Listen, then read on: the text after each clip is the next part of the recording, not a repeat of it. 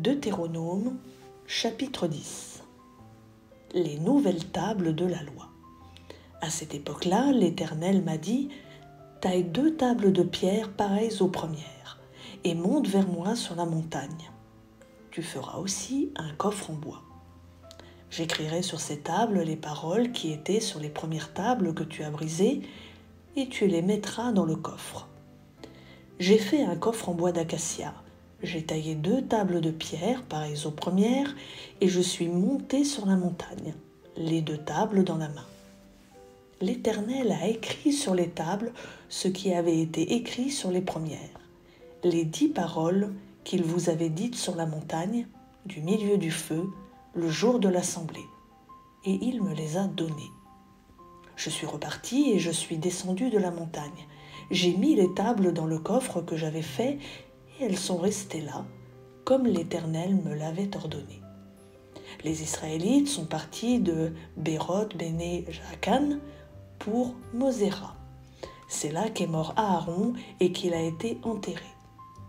Éléazar, son fils, lui a succédé en tant que grand prêtre.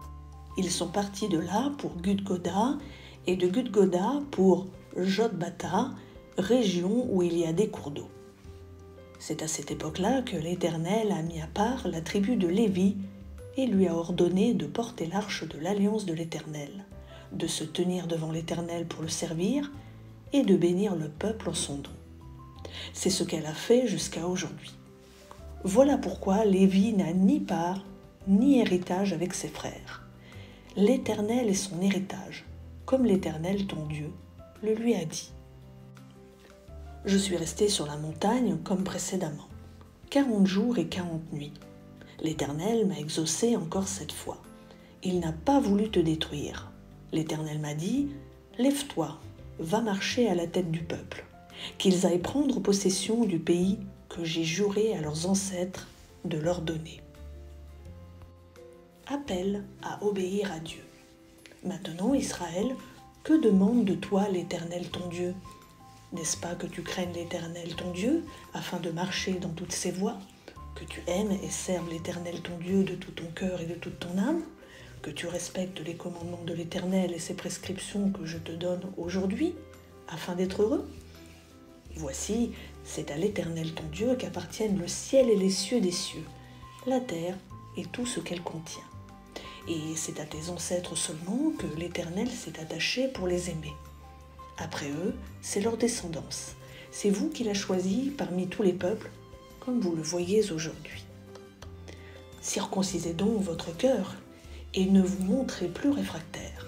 En effet, l'Éternel votre Dieu est le Dieu des dieux, le Seigneur des seigneurs, le Dieu grand, fort et redoutable.